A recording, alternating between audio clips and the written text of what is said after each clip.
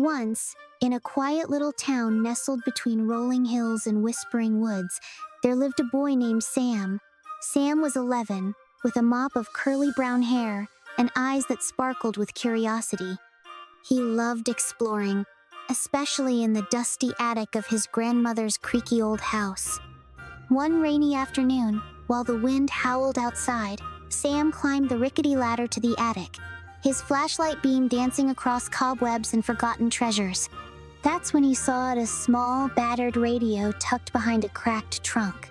It was old, with a scratched wooden case, a bent antenna, and dials that looked like they hadn't turned in decades. Sam brushed off the dust, grinning. "This could be fun," he muttered, carrying it downstairs to his room.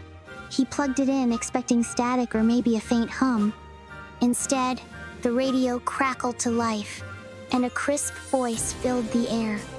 Breaking news, the 20th of March, 2025. A record-breaking storm is expected to hit Willow Creek next week, with winds strong enough to topple trees and flood the valley. Residents are advised to prepare immediately. Sam froze. Today was the 13th of March, 2025. Willow Creek was his town. He twisted the dial, thinking it was a prank, but the voice returned, now talking about a new mayor being elected in the 5th of April. The future! Sam's heart raced. He listened again the next day, and the radio predicted his team would win the soccer game that afternoon. Sure enough, they did, 3-2, just as the broadcast said. For days, Sam had a blast. He aced a pop quiz he'd heard about, brought an umbrella for a sudden rain no one else expected, and even won a carnival game by knowing the prize numbers in advance. The radio was his secret superpower, and he couldn't stop smiling until one night, everything changed. He turned it on, expecting another silly prediction, but the voice was sharp, urgent. The 25th of March, 2025, disaster strikes Willow Creek. A massive storm tears through the town, collapsing the old bridge and flooding Main Street. Emergency services are overwhelmed. Several families are missing, feared trapped. Sam's stomach dropped. That was only 12 days away. He pictured the bridge he crossed every day to school, the little shops on Main Street, his best friend Mia's house near the river. He turned the dial again and again, but the broadcast repeated louder, clearer, like a warning he couldn't escape. The next morning, Sam sat at breakfast, his cereal soggy, his mind spinning. He had to tell someone: his parents, the mayor, anyone. But who would believe an 11-year-old with a crazy story about a magic radio? What if they laughed? What if they didn't listen, and the storm came anyway? He stared out the window at the gray sky, a chill creeping up his spine. Time was ticking, and Sam had a choice to make. Sam sat on his bed, the radio humming faintly beside him. The storm was coming 12 days, now 11, and he couldn't shake the image of Willow Creek underwater, the bridge in pieces, Mia's house swept away. He had to act, even if no one believed him. He grabbed a notebook and scribbled everything he'd heard: the date, the flood, the missing families. Then he took a deep breath and ran downstairs. "Mom, Dad, I need to tell you something," he blurted. His parents looked up from their coffee, puzzled. Sam spilled the story: the attic radio, the future news, the storm. His mom frowned. "Sam, that sounds like a wild dream." His dad chuckled. "An old radio predicting disasters? Maybe you've been reading too many comic books." Sam's cheeks burned, but he held up the radio.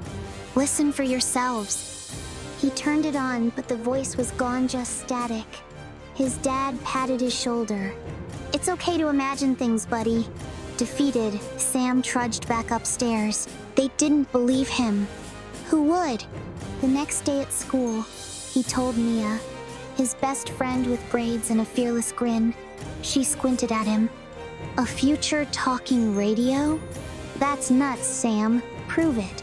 He dragged her to his house after school, and this time, the radio crackled alive. The 24th of March, 2025, Willow Creek braces for the worst storm in a century. Mia's eyes widened. Okay, I'm in. What do we do? They hatched a plan. If adults wouldn't listen, they'd warn the town themselves. Sam and Mia spent days sneaking around taping flyers to lampposts that read, "Storm coming the 25th of March, get ready," and whispering to classmates about sandbags and high ground. Most kids laughed, but a few, like Tommy with the braces and Ellie with the big glasses, joined in. They called themselves the Storm Squad. By the 20th of March, whispers turned to rumors. The mayor, a grumpy man with a bushy mustache, called a town meeting after finding one of Sam's flyers. "Who's spreading this nonsense?" he barked.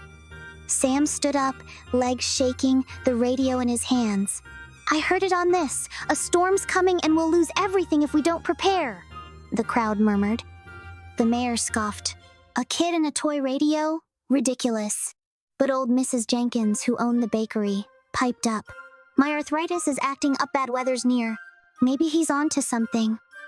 That night, the sky darkened. By the 23rd of March, rain began a drizzle, then a downpour. The river swelled and people started whispering about Sam's warning.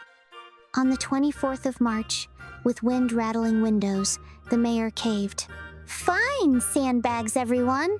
The town scrambled kids, parents, even the mayor himself piled bags along Main Street and the bridge. The 25th of March dawned gray and roaring. The storm hit hard, trees snapped, water surged. But the bridge held, barely, and Main Street stayed above the flood, thanks to the sandbags.